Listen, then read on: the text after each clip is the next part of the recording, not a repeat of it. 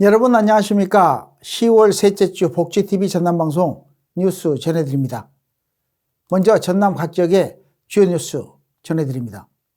전남도가 지난 2022년 체결한 청정수소산업 육성을 위한 업무협약의 첫 번째 결과물이 광양 초남산단에 세워졌습니다.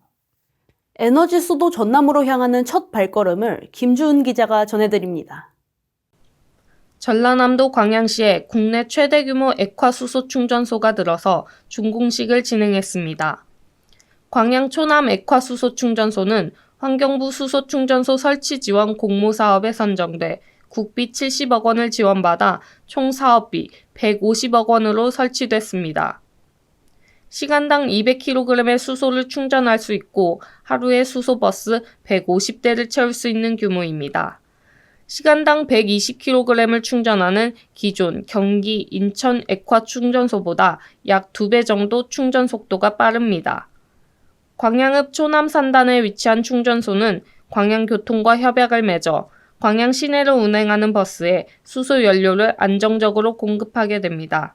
전남도는 현재 광양 초남 액화 수소 충전소를 포함해 10개의 수소 충전소를 운영 중이며 오는 2030년까지 수소 충전소를 37개로 늘리겠다는 목표를 밝혔습니다. 박창환 전남도 경제부지사는 전남도와 효성은 지난 2022년 청정수소산업 육성을 위한 업무 협약을 했고 그 첫 번째 결실이 액화수소 충전소 구축이라며 전남은 에너지 자립을 통한 에너지 자치분권 실현을 선도하는 지역으로 에너지 수도 전남에서 많은 기업이 그린 수소 사업에 참여하길 기대한다고 말했습니다. 복지TV 뉴스 김주은입니다. 다음 뉴스입니다. 자립생활은 장애인 스스로가 자신의 삶을 관리하고 생활 전반에 걸쳐 방향을 설정해 주도적인 삶을 영위할 뿐만 아니라 사회활동에도 적극적으로 참여함을 의미합니다. 여수 라르시 장애인 자립생활센터가 개최한 장애인권 영화제는 장애인이 보호 대상이 아닌 한 명의 사회 구성원으로서 활동하는 모습을 보여줍니다. 현장에 김채리 기자가 다녀왔습니다. 올해 2회를 맞이한 여수 장애인권영화제가 여수시 화장동 성산공원 특설무대에서 열렸습니다. 영화제는 라르시 장애인 자립생활센터의 주최로 장애인의 생활과 시선을 담은 다큐멘터리 영화를 통해 장애인에 대한 인식을 개선하고 장애 감수성을 높이기 위해 지난해부터 시작됐습니다. 여수 장애인권 영화제는 장애인 당사자들이 직접 참여하고 제작한 장애인의 삶을 주제로 한 영화들을 상영하여 이로써 장애인의 문제와 또 현실들을 알리고 장애인에 대해 이해를 높일 수 있을 것이라고 생각했습니다. 사회의 인식 전환이 되는 장으로 세상에 소통하는 자리가 될 것입니다. 장애인 인권을 가치 있게 작품화한 영화를 여수 시민이 함께 할 수 있도록 준비했으니 많은 관심과 참여 부탁드립니다. 이번 영화제는 시선, 같은 공간 다른 시선을 주제로 오후 1시부터 5시까지 오프닝 축하 공연, 장애인권 퀴즈, 영화 상영, 감독과의 대화, 시상식 등 장애인과 비장애인이 함께 장애에 대한 이해와 인식을 넓히는 다양한 행사로 진행됐습니다. 장애인 권리와 포용을 주제로 한 상영작들은 당사자들의 이야기는 물론 장애인과 비장애인이 공존하는 사회에 대한 메시지를 전달했습니다. 어린이부터 어르신까지 시민 누구나 생활하는 데 장애물이 없는 도시를 건설하기 위해 노력하고 있습니다. 앞으로도 장애인이 살기 좋은 모든 시민이 차별 없이 더불어 사는 행복한 여수를 만들어 가겠습니다. 본인이 최대한 똑바로 간다고 한번 걸어보세요. 일자로 앞으로 이렇게 자동차처럼 앞으로 이렇게. 네, 그렇게 해서. 앞으로도 장애인권 영화제가 끊이지 않는 필름처럼 계속되길 바라며 장애인권과 포용성에 대해서는 모두가 같은 시선으로 더욱 확장되기를 기대합니다. 복지TV 뉴스 김채리입니다. 다음 뉴스입니다. 전남도 국립의대 설립 범도민 추진위원회가 국립의대 설립 방식 설명회를 열었습니다. 전남도는 설명회에서 동부의 순천대와 서부의 목포대 간 통합의대를 지지하는 가운데 양 대학과 지역의 의견 수렴에 귀추가 주목됩니다. 김민재 기자가 보도합니다. 전라남도는 국립의대 설립 범도민 추진위원회의 국립의대 설립 방식 설명회에서 성명서를 내고 지역 상생과 화합을 위한 양 대학의 통합의대를 지지하고 환영한다고 밝혔습니다. 상생과 화합으로 더 큰 미래를 주제로 장흥통합의학 컨벤션센터에서 진행된 설명회는 전남 국립의대 용역기관 에티커니 코리아의 국립의대 설립 방식 설명, 전남통합 국립의과대학 설립 지지 성명서 발표, 의대 설립 염원 퍼포먼스 순으로 진행됐습니다. 오병길 에이티커니 코리아 파트너는 통합의대는 대학통합과 국립의대를 함께 실현하는 방안이자 지역의 의견을 수렴해 하나의 대학을 정해 추천해달라는 정부의 요청을 구현하는 방안이라고 소개했습니다. 이에 범도민 추진위원회는 통합의대 설립은 정부의 1도 1국립대 정책의 최저간이다라며 도민의 건강권을 보장하는 데 중요한 역할을 할 것으로 확신한다고 강조했습니다. 전남도는 2026년을 의대 설립의 마지막 기회로 생각하고 양 대학과 협력해 국립의대가 반드시 설립되도록 최선을 다할 것을 다짐했습니다. 지역 내 두 글로컬 대학의 통합이 서로 힘을 합쳐 지방대학을 살리는 선도 모델이 되고 통합의대가 도민의 상생과 화합을 이끄는 출발점이 되길 기대합니다. 복지TV 뉴스 김민재입니다. 다음 뉴스입니다. 광양시가 기존 동부노인대학의 리모델링을 거쳐 청각 언어장애인과 노인을 위한 시설인 농아노인 복지센터를 신설했습니다. 센터가 농아인들이 주체적인 삶을 살아갈 수 있도록 돕고 시민들의 지친 몸과 마음을 위로하는 역할을 하길 기대하며 김세상 기자가 보도합니다. 광양시는 정인화 광양시장, 최대원 광양시 의회 의장, 이명석 도의원, 광양시 의원들을 비롯해 광양시 장애인 단체장과 전남의 각 지역 수어통역센터장 등 100여 명이 참석한 가운데 농아노인복지센터 개소식을 개최했습니다. 광양시 내 청각 언어 장애인은 1,073명으로 전체 등록 장애인 7,796명 중 13.8%를 차지하는데 이는 15개 장애 유형 중 두 번째로 높은 수준입니다. 특히 청각 언어 장애인은 장애 특성상 일반 복지시설 이용에 어려움이 많아 수요자 중심의 전용 공간이 필요하다는 의견이 꾸준히 제기돼 왔습니다. 광양시는 청각 언어 장애인의 여가를 증진하고 이들에게 맞춤형 복지 서비스를 제공하기 위해 기존의 동부노인대학 전체를 리모델링해 2층의 동부노인대학과 1층의 농아노인복지센터가 새롭게 조성됐습니다. 김재철 광양시 농아노인복지센터장은 농아인을 위한 공간 마련에 감사드린다며 사회적 차별과 고독을 완화하고 활기찬 노후를 보낼 수 있도록 다양한 재활 프로그램 운영 등 센터 운영에 최선을 다하겠다고 밝혔습니다. 센터가 농아인뿐 아니라 지역 어르신들에게도 든든한 울타리가 되길 바라며 앞으로도 장애인의 목소리에 계속 귀 기울이는 광양시가 되길 바랍니다. 복지TV 뉴스 김재상입니다. 다음 뉴스입니다. 일주일간 진행된 제105회 전국체전이 17일 막을 내렸습니다. 전남도는 대회 시작 전 열린 사전 경기에서 금메달 없이 본대회를 맞았지만 순천시 댄스스포츠연맹의 댄스스포츠 라틴 3개 종목에서 첫 금메달을 획득했습니다. 이어 50m 소총 3자세에서 배상희 선수가 459.4점으로 대회 신기록을 경신하며 두 번째 금메달을 획득한 후 다양한 종목에서 금맥을 캤습니다. 김란 기자가 전해드립니다.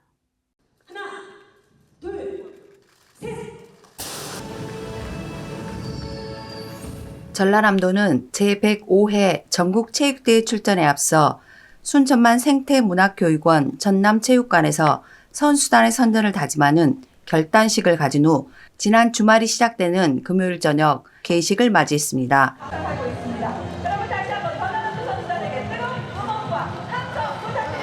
이번 전국체전에 전남 선수단은 49개 종목, 선수 1,130명과 임원 618명을 포함한 1,748명이 참가합니다. 파리 올림픽의 영웅 순천시청 소속 양궁 남수연, 전남도청 소속 펜싱 최세빈, 화순군청 소속 배드민턴 정나운과 복싱 이매지 등이 참가해 지난 올림픽의 감동을 다시 선사할 예정입니다. 함께 해주신 선수단과 국민 여러분, 대단히 반갑습니다. 환영합니다.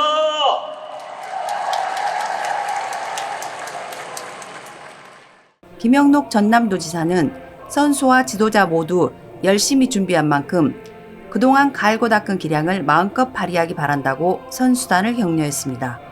이어 전남 선수단의 우승을 도민의 마음을 모아 끝까지 응원하겠다고 전했습니다. 전남도의 스타 선수들과 별이 돼가는 과정의 선수들 모두 후회 없이 빛을 발하는 시간이 되길 바라며 앞으로의 여정을 계속 따라가겠습니다. 복지TV 뉴스 김난희입니다.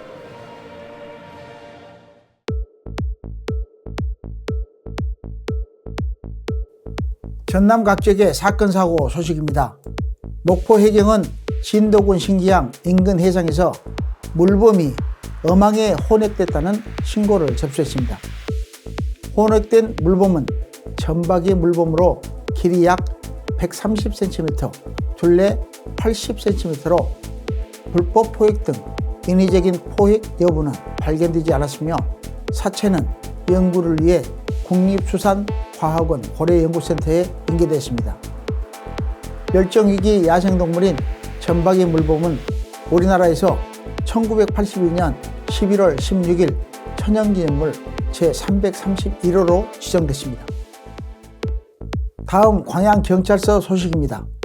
광양시청 소속 20대 여성 A씨가 광양읍 한 아파트에서 숨진 채 발견돼 경찰이 수사에 나섰습니다. A씨와 연락이 닿지 않자 이를 이상하게 여긴 동료들이 자택을 찾아 숨진 A씨를 발견해 경찰에 신고했습니다. A씨는 아파트에 혼자 머물며 출퇴근을 해왔던 것으로 전해졌고 경찰은 타살 혐의점은 없는 것으로 보고 정확한 사건 경위를 조사 중입니다. 다음은 목포 해경 소식입니다. 목포 해경은 해남군 화엄면 시하도 인근 해상에서 9.77톤 어선 A호가 자초됐다는 신고를 접수하고 긴급 구조에 나섰다고 밝혔습니다. 목포광역 해상교통관제센터는 암초가 산지하고 있는 위험구역으로 항해 중인 A호를 확인 후 안전관리차 수차례 연락을 시도했으나 연락이 닿지 않자 해경에 공유했습니다. 현장에 도착한 해경은 조업을 마치고 입항 중이던 A호의 선장을 대상으로 음주 측정 결과 혈중 알코올 농도 0.227%를 확인했습니다. 해경은 선장을 상대로 사고 및 음주 운항 경위 등을 자세히 조사한 뒤 관련 법에 따라 처벌할 방침입니다. 다음으로 전남 각 지역의 간추린 소식 김채리 아나운서가 전해드립니다.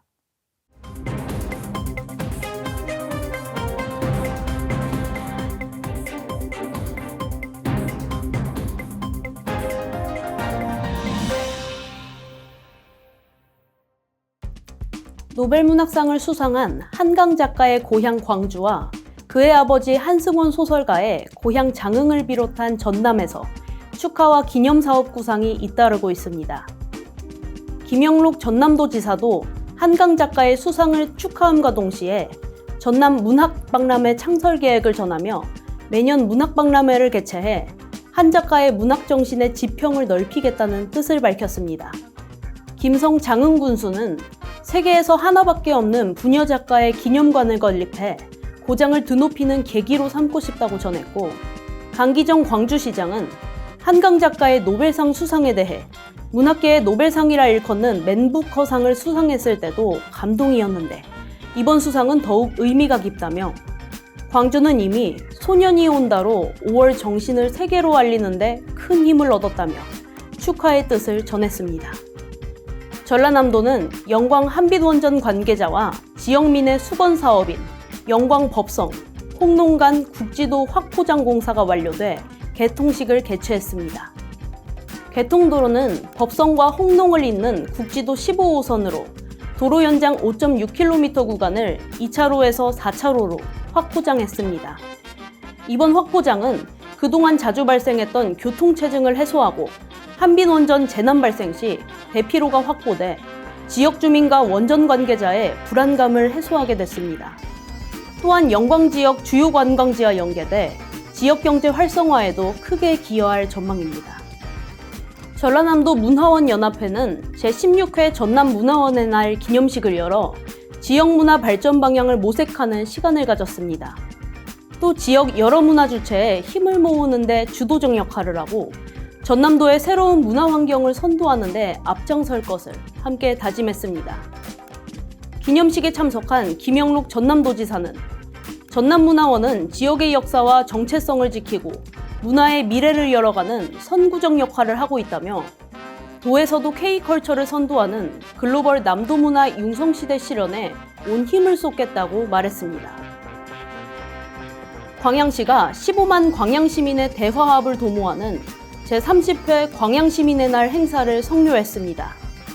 이번 행사는 시민과 출향향후 등 3천여 명이 참석한 가운데 개회선언, 시민원장 낭독, 경과보고, 광양시 시민의 상 시상 등에 이어 명랑운동회 및 시민화합 한마당 순으로 진행됐습니다.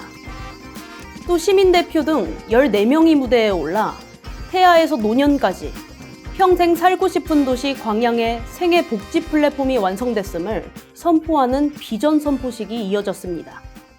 지금까지 간추린 소식 전해드렸습니다.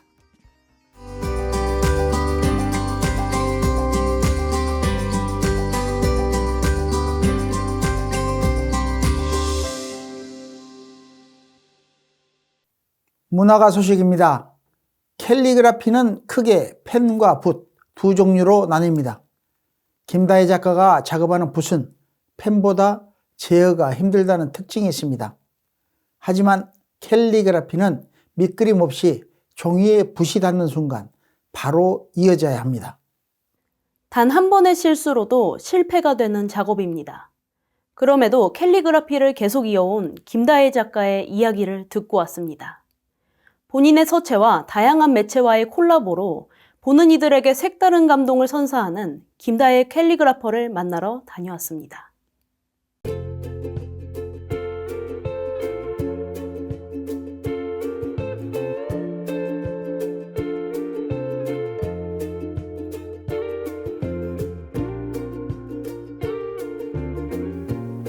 오늘은 순천에 있는 다다갤러리에 좋은 작품을 전시하고 있는 김다혜 작가를 모셨습니다. 지금 캘리그라피인데요. 오늘 만나뵙게 돼서 반갑습니다. 반갑습니다.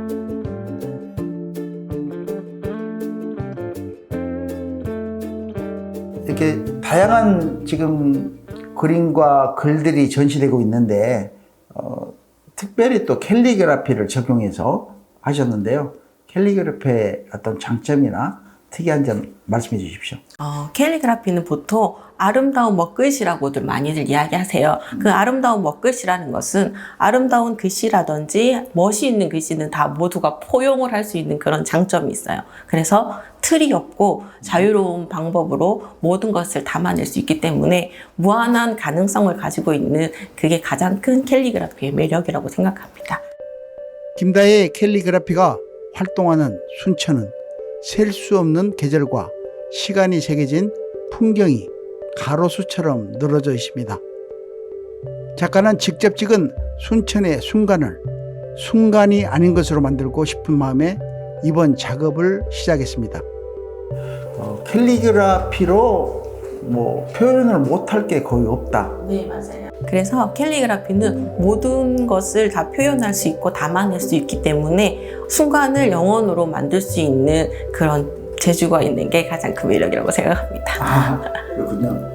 방금 말미에 순간에서 영혼으로 이렇게 바꿔 넣는다는 것이 있는데 이것은 또 어떤 의미를 두고 있나요?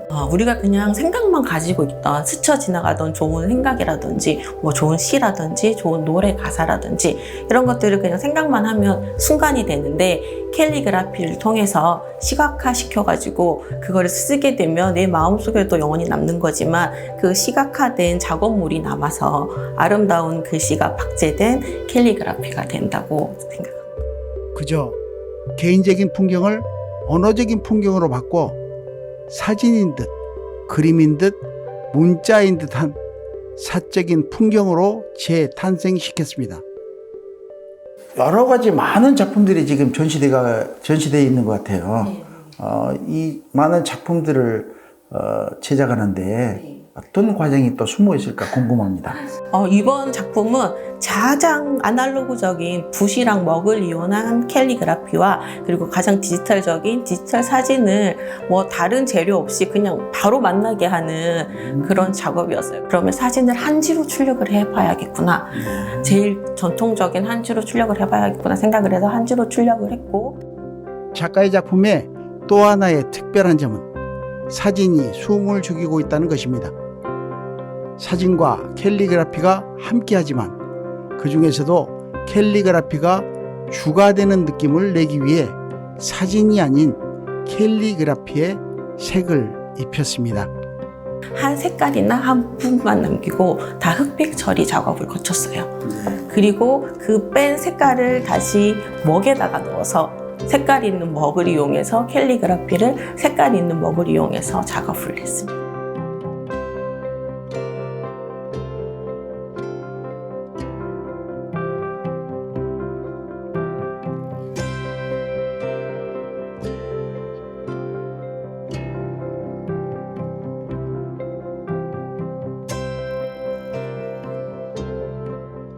작가는 사적인 풍경이 관람객에게 일상의 순간이 되길, 일상의 순간이 위로가 되길 소망합니다. 순간이 작가의 손을 거쳐 더 이상 흐르지 않는 아름다움으로 우리 마음속에 자리 잡습니다. 복지TV 뉴스 이영춘입니다. 가을이 깊어가는 10월의 중순입니다. 많은 축제와 행사가 열리는 계절인 만큼 활기찬 날들 보내시기 바랍니다. 제법 쌀쌀해진 날씨에 건강 유의하시고 이상으로 뉴스 마칩니다. 시청해주신 여러분 고맙습니다.